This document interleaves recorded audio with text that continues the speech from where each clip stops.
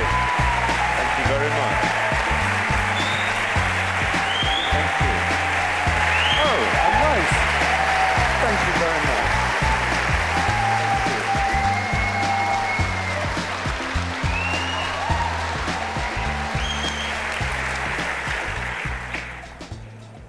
Miami. Miami. Miami is not mon ami.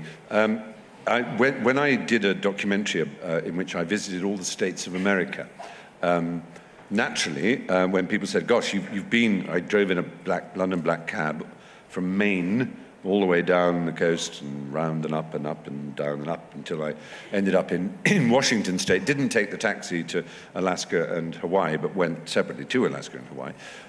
So I did go to every state. So not unnaturally, when people have said, gosh, you've been to every state of the Union, which one did you like best? And I try and answer that I never know quite what to say. I say I like South Kentana, a mixture of Kentucky, Montana, South Carolina, and maybe Northern California would suit me. It's very hard to pick a favorite.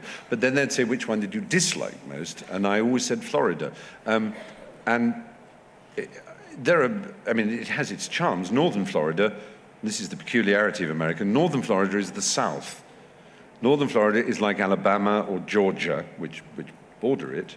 But Southern Florida, where Miami is and Orlando, is, to me, it's a Gehenna, it's hell. It's rude and sort of brash and just nasty and glitzy and unpleasant, and I couldn't wait to be shot at the place. I mean, it's got a lot of hot weather and beaches, but they sort of ruin them with hideous architecture. There's the South Beach, has some nice pastel deco, but even that's become pretty grim now. I just didn't like it. I didn't like it. It just struck me as, it's full of nightclubs and pumped up people, physically sort of shiny with pumped upness. A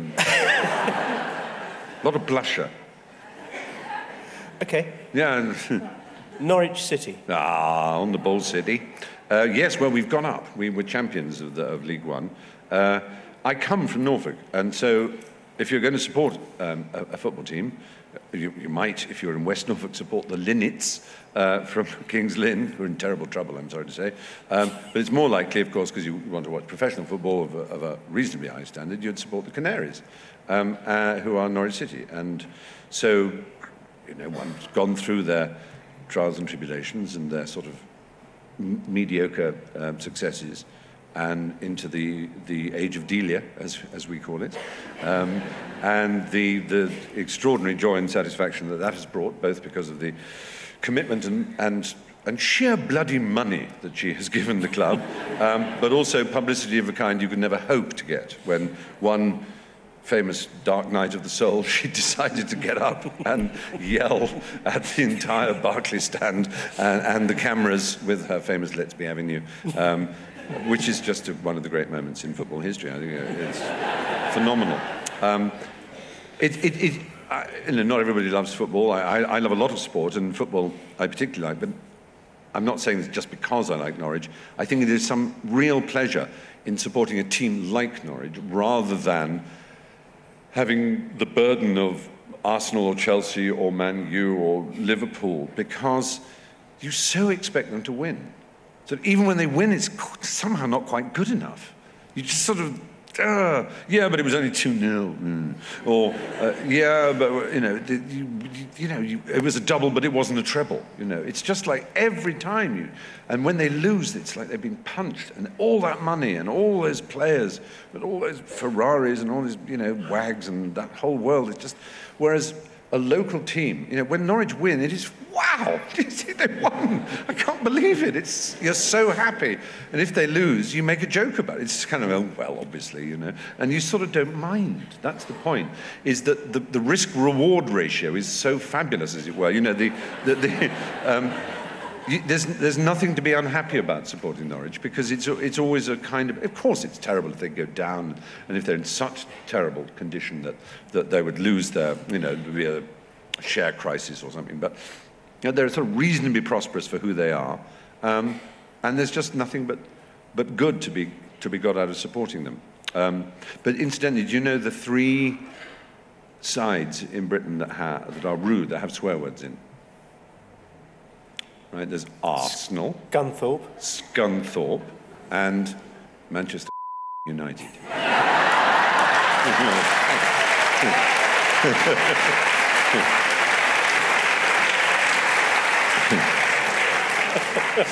Silly joke, isn't it? And on that sweet note, Stephen, Oscar. Oscar. Well, you can probably tell I can talk about him forever. Thing I always say about Oscar, and if you've heard this before, forgive me, because I don't quite know how else to phrase it, but if you know New York City, if you know Manhattan, and when you go down Fifth Avenue, and I literally mean down because it's one way and it goes down to the Village, you pass the Empire State Building, which is, was for many years the highest building in the world, and it's still jolly high.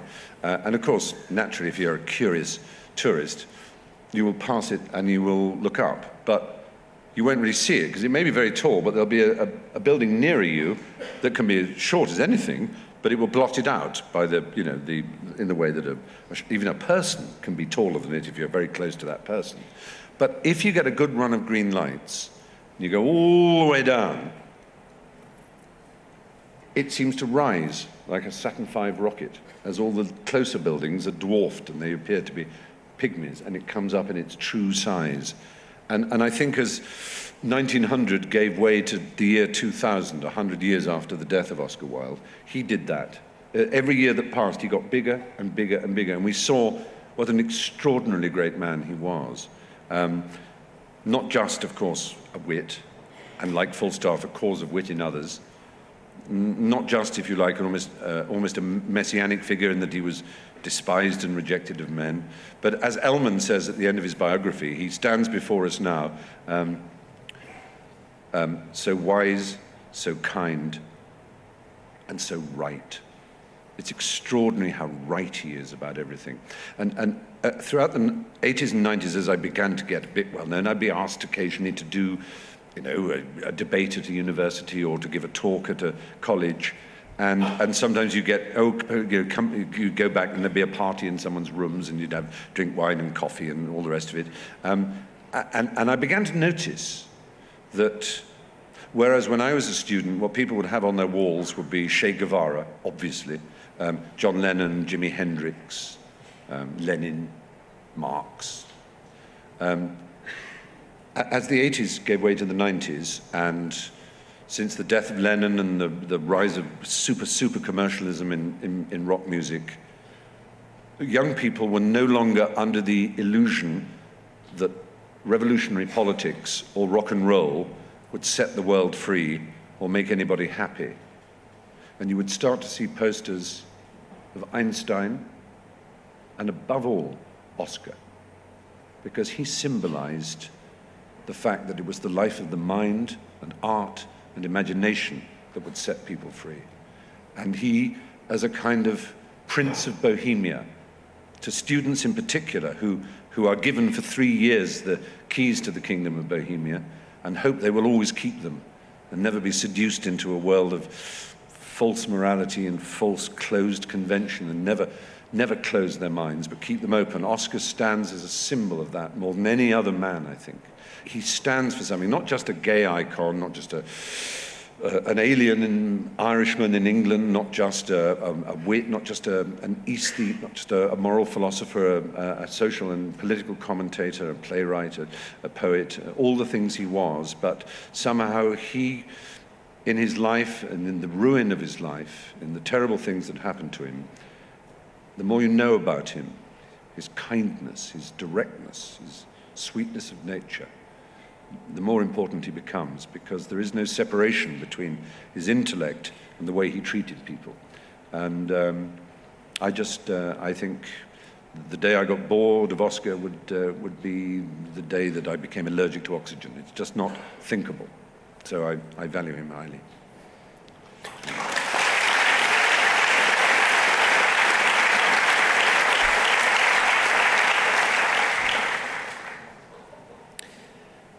Psychotherapy.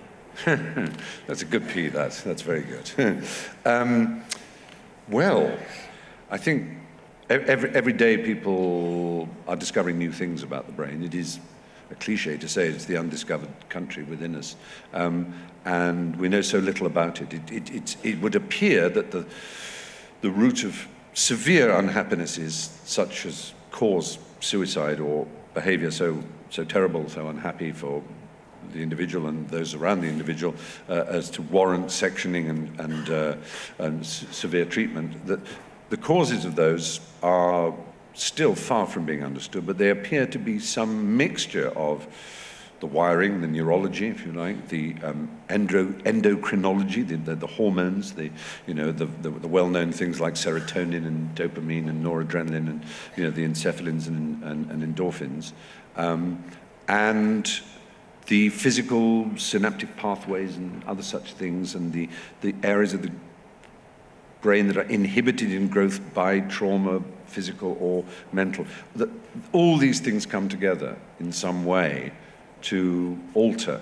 But psychotherapy, of course, is easy to mock if you're British, partly because the only people you ever hear about who get psychotherapy are those who talk on television, or people like me. And so you're bound to think psychotherapy is just something that rich celebrities do, like they might play polo or they might do this. So the first people we ever heard of who did psychotherapy were Woody Allen and John Cleese.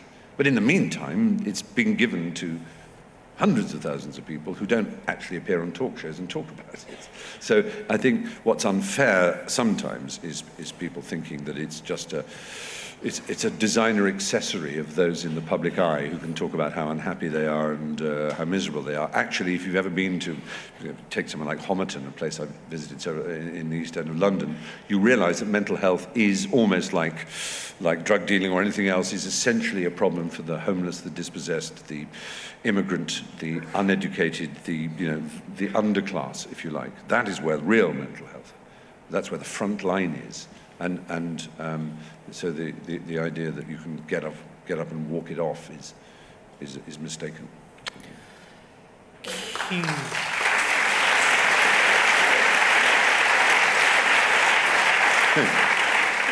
Q now, yeah. Q. Go on then. Q-I. Oh. I thought you were going to say queer. So, right, QI. Yes, well, gosh. It was the brainchild of a man called John Lloyd, who is a remarkable fellow. He was also a Cambridge footlighter, but back in the same time as his friend Douglas Adams, and he started off doing radio comedy as a producer as a young man. He started the News Quiz, for example, and then he made the jump to television with a show called Not the 9 O'Clock News, which I'm sure you'll remember, which made stars of Rowan Atkinson and Mel Smith and Griff Rhys-Jones and Pamela Stevenson, and as the producer of that, and also Richard Curtis was the lead writer, as they say in America. So it was a really talented bunch. He left not 9 O'Clock News after a relative number of series, and he and Rowan and Richard then produced Blackadder, the first series of the Blackadder. And then after that, he created and devised and Spitting Image. So he really is a sort of comedy god. Then I sort of got to know him because we had mutual friends, and he asked me to be in Blackadder 2, which I was in. So I've sort of known him well since those days. That was in 1985, I think. And then we went through quite a lot of Blackadders. And then some point, when would it have been? In 2002, I suppose, or 2001 maybe, he took me out to lunch and gave me this idea for a show that, which I think he already had the title QI for it, about things just being so interesting. And maybe if you could have a quiz show about the universe and history and people and things. And I particularly liked the idea, as I was beginning to get tired, as I'm sure we all are really, of television's incessant interest in popular culture, in pop music and actors and actresses and in politics. I loved the idea of a quiz show that wasn't about the week's news, wasn't about Jordan, whoever she is, and it wasn't about Big Brother, and it wasn't about any of those things. It was an absolute free zone from any of that, but nor was it self-consciously about art and things. It was just about anything that was quite interesting. It's such a small and silly remit, but the title came about because he would say something and someone would go, God, that's quite interesting. And you don't notice, you use the phrase a lot. Anyway, at the lunch, he said, what do you think? I said, well, gosh, I'd love to be involved as long as I don't have to be the host, because for some reason I had this idea that being a host was a miserable job. I think possibly because I'd been on the news one. Have I got news to you? Why do I always forget its title? I always want to call it something anyway else. And I always felt that Angus looked rather harassed, and I thought it was much more fun being a guest. So I said, look, as long as I don't have to be the host. He said, no, that's fine. No, you won't be the host. So that was agreed, and then he called me up and said, BBC are interested, and we're going to do a pilot. Trouble is, I can't find anybody to be the host, so for the pilot, would you be the host? And I said, oh, right, if it's just for the pilot, I'll be the host. So we did a pilot, and then about 3 weeks later, he called up and said, there's really good news. I said, what is it? He said, the BBC love it. They want to do it as a series. I said, oh, hooray. He said, but on one condition. I said, oh. Yes, so I've been the host. And actually, I don't know why I was so against it. It's really good fun being the host. Let's go with rolling. Oh, rolling, as in JK. Yeah. Yeah. This was again, it's one of these odd gigs you get. Many years ago, my agent called me up and said, as she might from time to time, oh, I know, she said, there's an audio book. And I quite like doing audiobooks. It's really fun. I often used to think before I, had even got an equity card that if I was going to be an actor, even if I never really got any good parts, to read stories into a microphone would be terrific fun. And so I've always liked doing audiobooks. And she said, there's an audiobook, it's a children's one. And I thought immediately, oh, that's good, that'll be half a day, because they're short. And she said, I've read it, I think it's rather good, you might enjoy doing it. I said, fabulous, send it over. And she sent it over. And it was a novel. It was like 90,000 words, like a human novel. And I was slightly startled, but I started reading it, and I thought, oh, this is fun. There are fun parts to play. So I really enjoyed it. I thought it was jolly nice. So I turned up at the studio, and at lunchtime, the author, this nice woman, Jo Rowling, turned up. We shook hands and chatted, and I wasn't really this patronizing, but it's better for the story if I was. I said, it's a jolly good story, it's very nice, and I'm enjoying it. And she said, oh, I'm glad you like it, because I'm writing a second one. Are you? Good for you!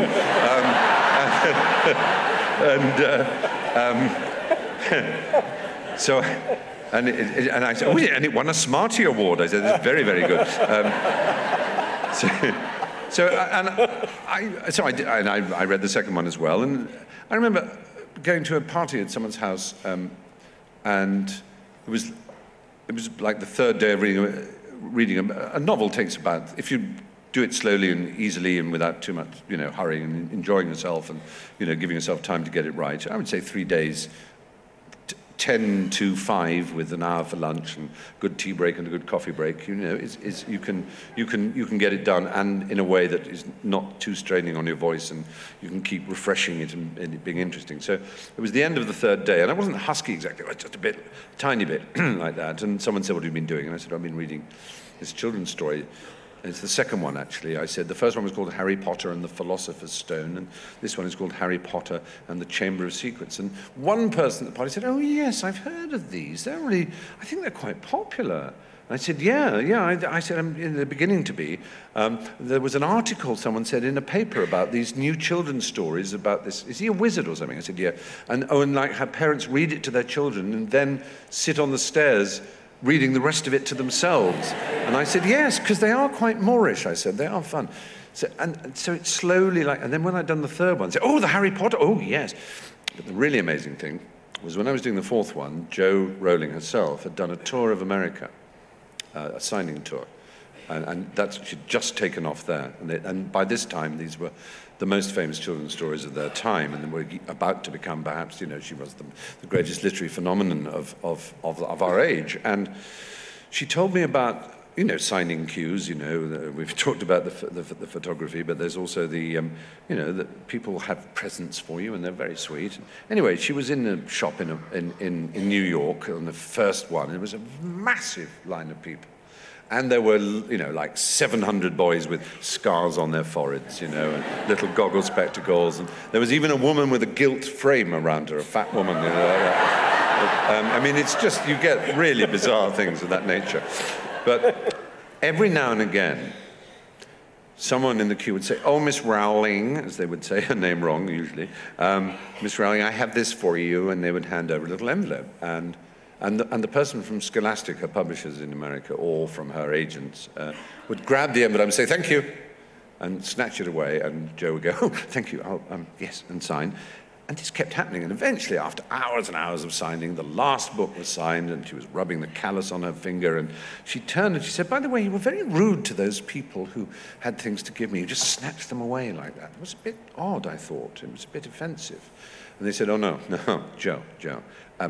These people have written their own scenarios in which Hermione does this or Ron does that. This happens to Dumbledore, and they've written little plot lines, whatever. And so when your next book comes out, there will be some similarity and crossover, and they will attempt to sue you. But they will not be able to sue you because your fingerprints are not in the envelope. You have never seen what they have written. We can depose before witnesses that you never saw any of this. It will be signed and sealed in a safe that you have not read it. And we will save you a lot of hassle." And that's when she thought, this is not normal for children's authors, is it? This is a new territory. This is a new area for a writer to be in. It's wonderful to be successful, but when your people have to think like that, you realize it. And sure enough, of course, dozens and dozens of lawsuits came. "I gave you a story about Hermione and you used it." And she would, you know, they would get a letter back from a lawyer saying, in legalese, "Off out of my face, you mad bitch." There you are.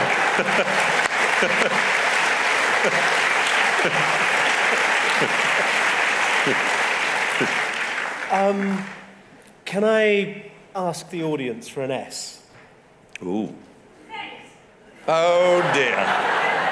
Oh dear, sex. Well, it was the first thing that was called that. It's the only thing that was Yes, it called was the that. only thing that was called that. Not my natural area of expertise, though. I can cook a few courses in the banquet of love, I like to think, but I don't know what that means either. God, it's going to be on record that you said that. Probably in your obituary. I was called up in the 80s. I created a strange rod for my own back when in the 1980s I was called up by a rather marvellous man who may have played, if that's the word, it may have appeared at Hay, called Jonathan Meades. I'm sure he has. You may remember some of his documentaries about architecture. He usually wears sunglasses and a dark suit, but he's a rather wonderful writer. But at the time, he was a features editor or similar at Tatler magazine, which was, I think in those days, being edited by, I was either Tina Brown or it might have been Mark Boxer. And he called me up, and I was not a well-known person. I'm talking about 1985 or something like that. I don't think even Blackadder would have come out yet. But I was well-known in a small circle because I was doing a little bit of journalism, a little bit of radio. I'd done some TV comedy and things like that, and some, you know, the writing, I suppose, mostly. And he said, I'm commissioning some people to write an article about something they don't do. Gavin Stamp is doing something about the fact that he doesn't drive. Brian Sewell is doing something about the fact that he doesn't go on holiday. Somebody else is doing something about they would never have a pet. Is there anything you don't do? So I thought about it. I said, gosh, I like to think I do almost everything. Well, there's sex, I suppose. I don't do that. Would that count? And there was a sort of pause. He said, 400 words by Thursday. And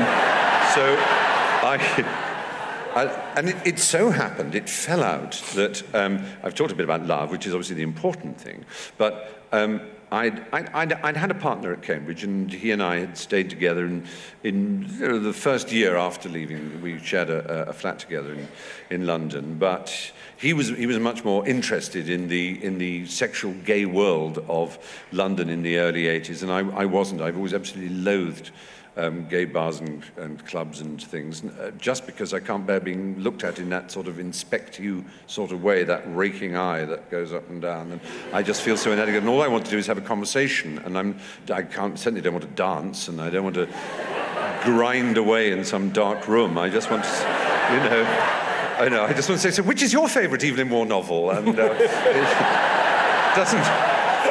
there aren't any bars for people like me, unfortunately. So I sort of just gave up on the whole idea of sex, and was happy because I was. If I have a motto at the moment, anyway, it is a line of Noel Coward's that somebody told me about not long ago, which he apparently said to Ronnie Neame, the film producer and director, who was saying to him, "Gosh, you do so much, and you the plays and the songs and the this, and you never relax, you never stop. Why is it?" And he said, "Because work is more fun than fun." And that's sort of how I felt. Work was more fun than fun. If fun was sex, I got a much more buzz and high and a much more lasting one than, in fact, they were the opposite of each other. It was slightly difficult and hard to start off the business of work, and it took a long time, but in the long run, you felt fantastic afterwards, and sex is quite opposite to that.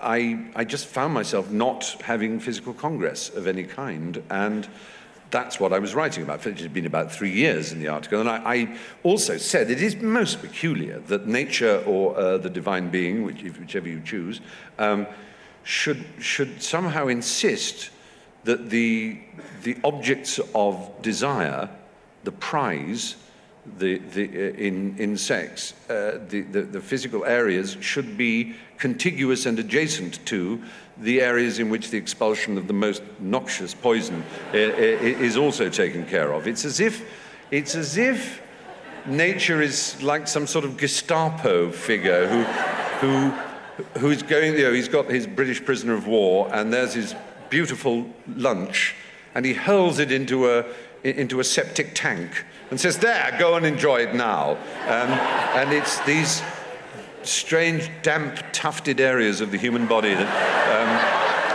it just seems so bizarre, that matted and bedewed with strange moistures and peculiarities. Again, things could have been organised better, one feels, and that's all.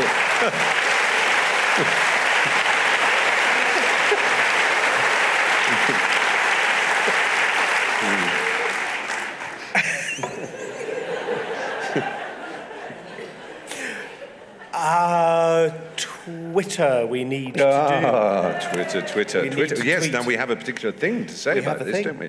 Because you very sweetly asked if I would judge your competition. We did, and the competition was to find a beautiful tweet, the most beautiful tweet of the last month. Yeah.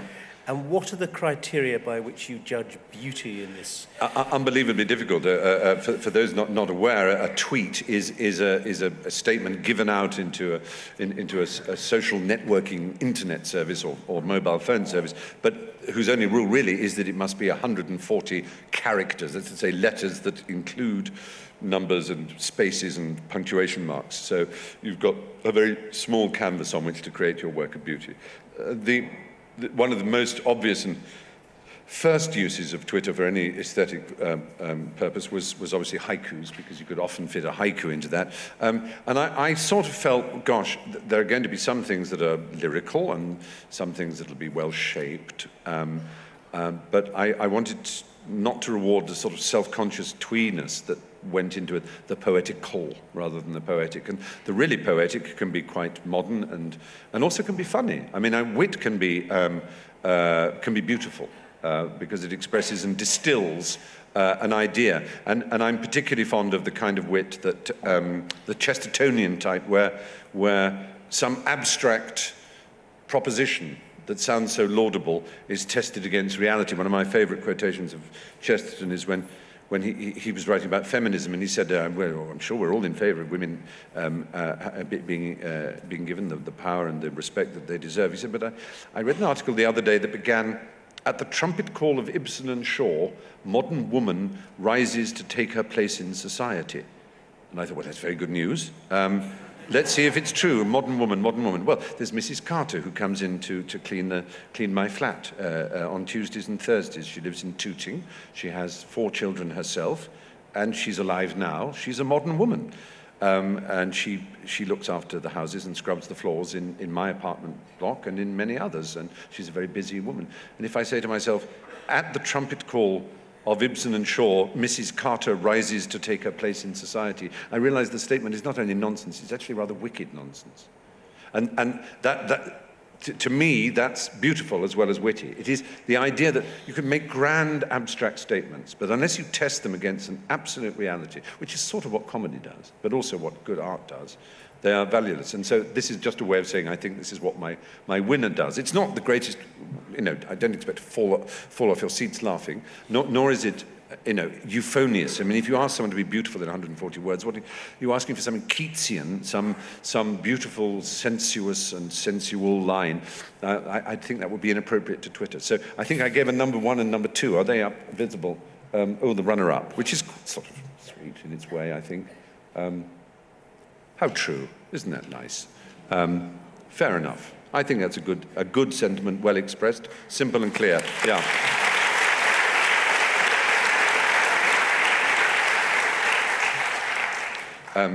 I'm not sure that a Darwinian would say that is actually a good use of because in terms of logic, but it's very beautiful. And the winner is...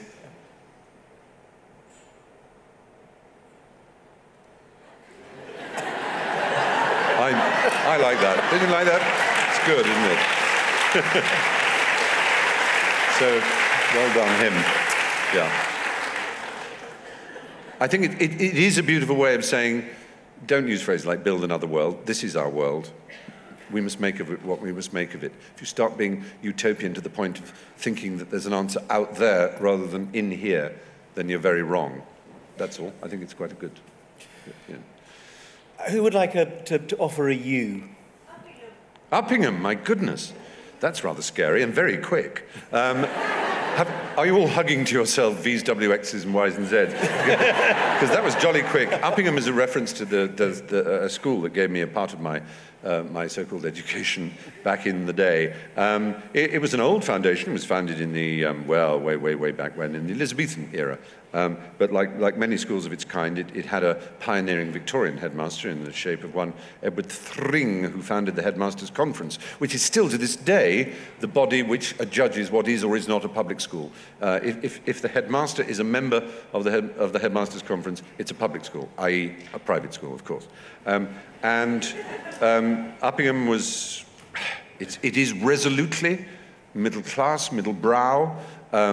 It is not a place for intellectuals, necessarily, although some of its old boys have been rather splendid, how would you describe them? Randy perverts.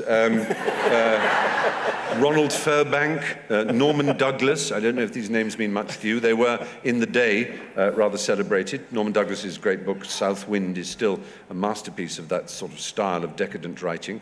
He himself was expelled from island to island, from Ischia to Capri for interfering with young boys and young girls as well. He was a most disreputable individual, but in those days you were allowed to be, and he was considered stylish. Ronald Furbank, of course, was, gave rise to a sort of breadth of marvellous exotic literature, much liked by Evelyn Waugh and others.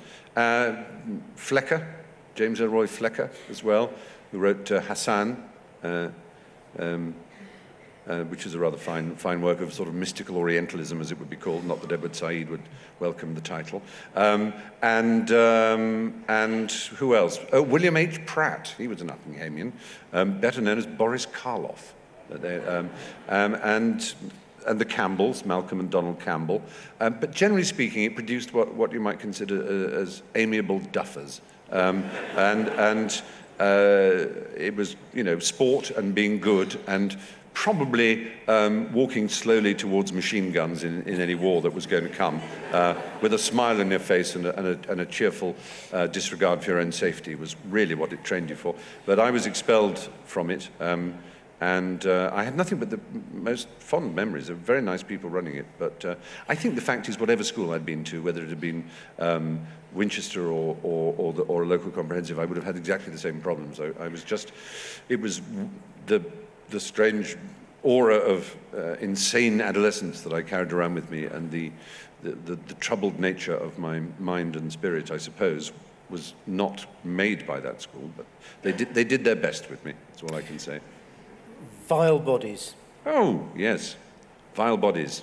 Oh, those vile bodies is the title of Evelyn Waugh's second novel, as you probably know, and he wrote it, I think, in about 1928, and it's the novel in which he kind of wrote the he wrote the society in which he had himself become embroiled, that of Mitford's and Brian Howard and Harold Acton and what were known as the Bright Young Things. And in the early part of this millennium, I wrote the screenplay and directed a film version of Vile Bodies called Bright Young Things. And it was a really interesting experience. It didn't set the box office on fire, but I'm still very pleased with the film. And apart from anything else, I'm pleased with the extraordinary cast I managed to assemble. It's very, very difficult to cast young, because if they're young and well-known, the chances are they're just booked up because the system is greedy for young talent. And if they're young and unknown, it's hard to be sure whether the money people will be satisfied with them. And there were two important parts, and I'd been struggling and struggling to cast them. And I'd cast Michael Sheen, whom I'd worked with in the film Wild. He'd played Robbie Ross, and I knew how good he was. And he played the sort of Brian Howard figure. But there were two parts, and I'd had literally a day and 2/3 looking at young actors, some still at drama school, some just left, and then I had two in a row. One was, they were both Scottish, and one came in and read, and he'd just done half a line. I thought, well, that's him. And I almost said, that's it, no, sorry, stop, which I realized would make him think, oh God, I'm crap, I better go.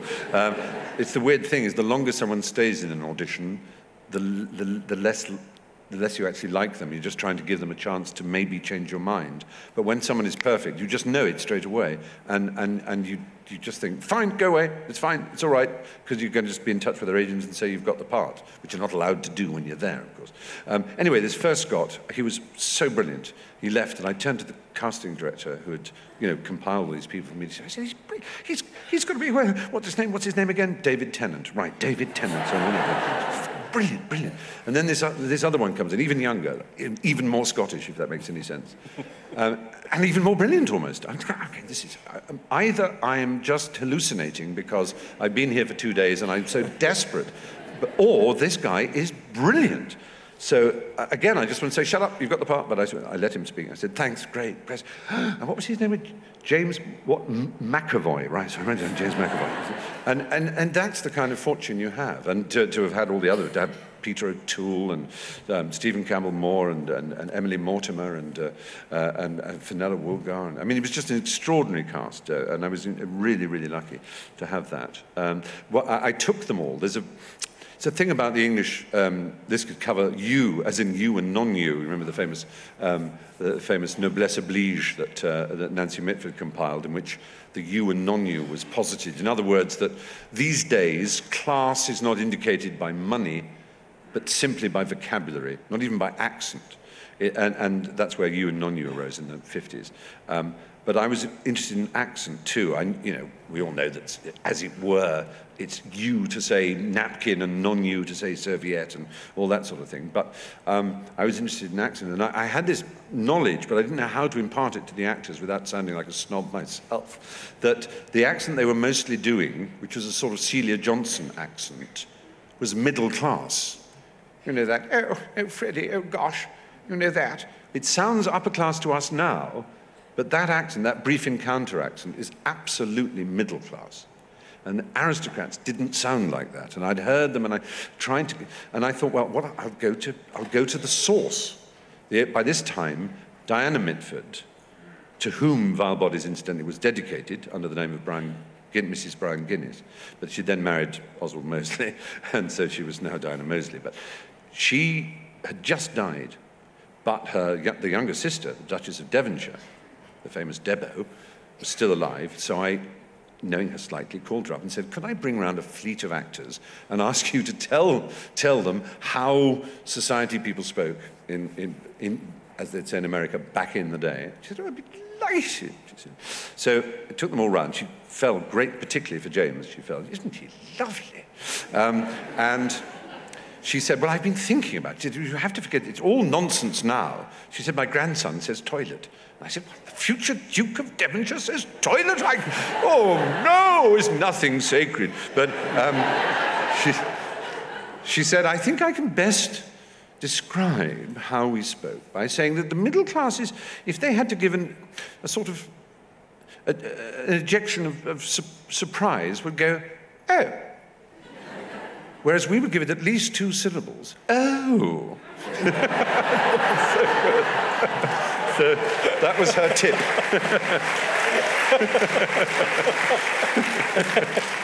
So it's that generosity of vowel. Yeah. Wagner, go on. No.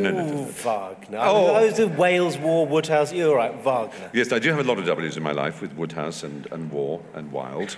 And Richard Wagner, who I recently not got out of my system, but it's a strange thing growing up as someone with Jewish blood in you, finding that the music and drama of Richard Wagner has an extraordinary effect on you, one that you think of as a force for good, that this is great art, truly, truly great and extraordinary art, and yet knowing that he himself was such a monster, and that he inspired such monsters, principally the Hitler we've already discussed. And so he's not to everyone's taste. I mean, aside from his own unpleasantness, and aside from the connection with Nazism, about which one could talk forever, there is simply the length of his works. I mean, the Ring Cycle is 4 operas, not that he called them operas, but let's call them operas just for the sake of convenience, of which you have to see over a week. So you see Das Rheingold, the first one, on Monday. That's an average length opera. It's about 3.5 hours usually, something like that.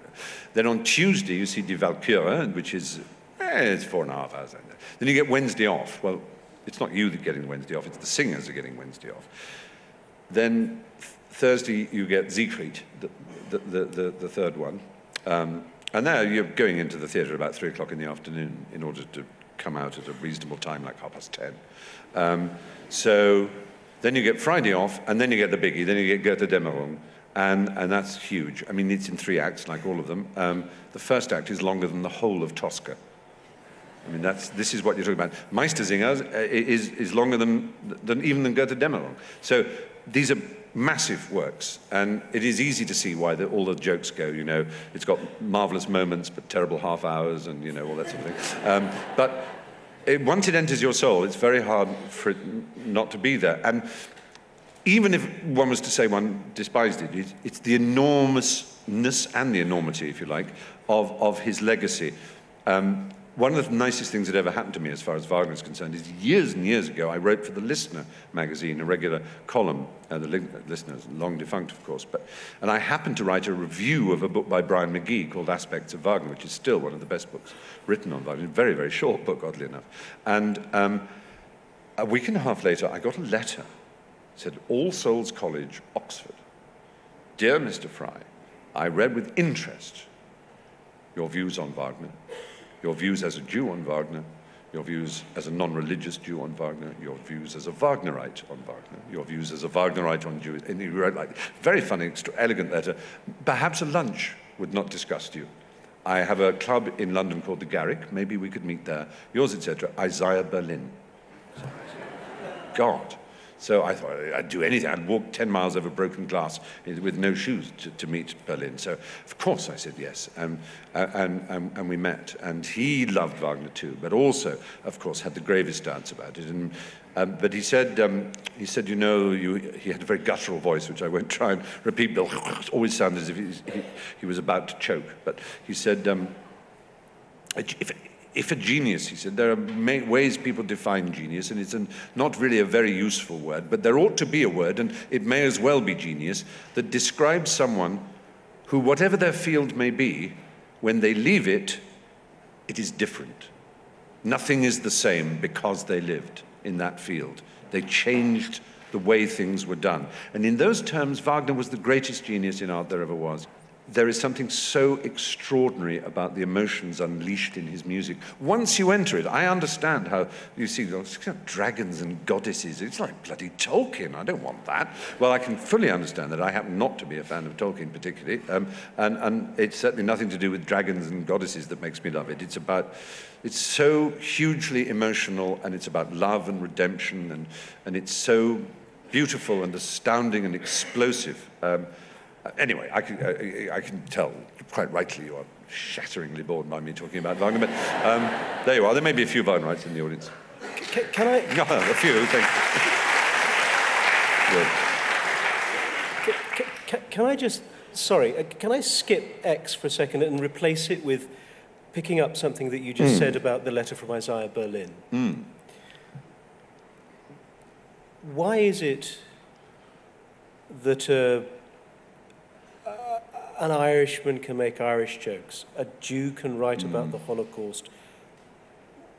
Why is the author of an artwork's identity important to the... You're so right. It's very peculiar that you mentioned when we were talking about Hitler that my book, Making History, it received a complete savaging at the hands of the New York Times a literary reviewer. I happened to be in New York when it was out. I don't read them, so I didn't know this. But a friend of a friend who had become a friend, Bret Easton Ellis, the novelist, was at a party and he came up to me and said, "Give me a hug." I said, what? He said, "You managed to get a worse review than American Psycho." Whoa! I said, "Oh no, really? Is it a disaster?" He said, whoa, it's a stinker. You made fun of the Holocaust. You laughed at the dead Jews. I said, "Oh my God, does she think that? Does she honestly think I'm making light of the Holocaust?" What, I mean, you know, and I sort of went like that and said, "But as a Jew, do you think I could hold up my hand to my friends and family?" He said, "Are you Jewish?" I said, "Well, yeah, sort of. My mother is, so I kind of am. Yeah, I'm not religiously so, but yeah. I mean, Hitler would think I was. You know, he'd put me in the oven with the others, whether I liked it or not. So, you know, I mean, if I might as well say, yes, I am." He went, "Oh," like that. So I think he told her. And my opinion, anyway, she then wrote a review of my next book, I think it was my next book, which was my autobiography, Moab is my washpot, in which she described Making History as a sadly misjudged, people, yeah, thanks. But it did set me thinking that it's an odd thing, you know, Ding an sich, a thing as it in itself and of itself doesn't really exist. If there's an artwork that seems to be disturbingly, say, about child eroticism, a lot of people would say that is disgusting, that is wrong, that is bad, that is wrong. If someone said to you, actually, this was just made by someone who was deeply abused as a child, and it's there coming to terms with it, you go, that's really important and interesting. That's a very interesting work of art. The actual knowledge of who made it completely transforms something, even though it is molecularly exactly the same thing. So knowing that a book that says this about the Holocaust is written by a Jew, or knowing it's written by a German, matters. And this is true of all things in art. So when you know that George Eliot is a woman and you're a Victorian, does it alter your view of Middlemarch if you'd thought George Eliot was a man? I don't know, it probably does. And vice versa, and all the way around. This may be a bit of a twist, but I think you might have said teenage Stephen, but I would like you, if possible, to reprise just a little of the spirit of that letter that you wrote to, in this case, young Stephen. Oh, goodness. Yes. Well, I was asked to write a letter to my young self by I think it was a gay magazine. In fact, it was reprinted in The Guardian, though. I can't remember exactly what I said, but it was on the basis of the fact that it so happened that I wrote a letter to my future self when I was 14. And it was a very angry and a very convinced letter saying, "I know you will blush when you read this. I know you will think that I'm being hysterical. I know you think that the world is now about this, that, and the other, but I know where I'm writing from now is right, that who I am now is right, that what I feel now is the truth, and that every day I grow away from this moment and this age is a betrayal of who I am." I had this very peculiar sense of the primacy of the emotional world of the adolescent. When nature and poetry and love first explode in you, it makes you, or unmakes you perhaps, but it certainly transforms you. And I suppose, much as, again, as I love the digital world, one of the good fortunes I had about being born when I was is there was no internet. There was nothing to endorse or vindicate who I was or how I was except literature. There was nothing else but the library to tell me that I was not alone. Rock music didn't tell me I wasn't alone. It might have done to people like me later, or I might have been able to overlook or change gender names or that sort of thing in a rock lyric and say, oh yes, that does apply to me. But for the direct experience of lives similar to mine and the intensities and the pitch of life as I felt it, there was literature. And at the age of 14, this had all happened to me in that way that every month is 5 years when you're that age. And so I wrote this letter to myself. And then a year or two ago, I wrote a letter back, and in it I pitied the abject misery of myself then, but I admired his ferocity, his certainty, his, as we would now say, authenticity, the primacy he gave to emotion, and the rawness and nakedness of his feelings. And I'm sometimes accused, or indeed complimented, on being not intellectual, because I'm not an intellectual in that sense as a noun, but of being intelligent, or of being learned, or of being rational or logical. And I'm happy to think I might be any one of those things, but I have never believed anything other than that feeling comes before thought, and that feeling makes us who we are, and that the emotions are a shortcut that are reliable. They can be unreliable too, but one thing they can't do is lie. You can't feel unhappy and say, no, I don't feel unhappy. If you're unhappy, you are unhappy. If you love, you love. You have to recognize what it is you're feeling, but feeling comes first. And I think as an adolescent, I knew that. And so I was hugging myself and saying, it's all going to be okay. It will be fine. You'll be amazed at how lucky your life will turn out to be. You will be amazed that actually the world does not belong to the strong, rugby-playing, thoughtless and unkind and rejecting people.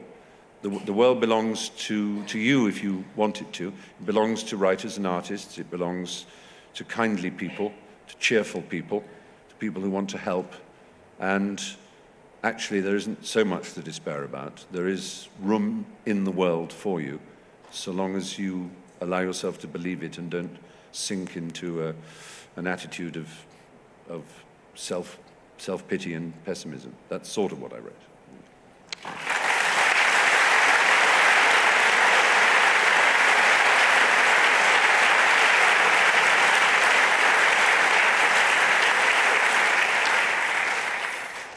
Tell you what, if we do Z, then it means we've finished. Yeah. So why don't we hold that for another time and pick it up again? Okay, that's a good deal. I like that. I think it's been the highlight of my festival, and I'm deeply grateful to you. Thank you very much.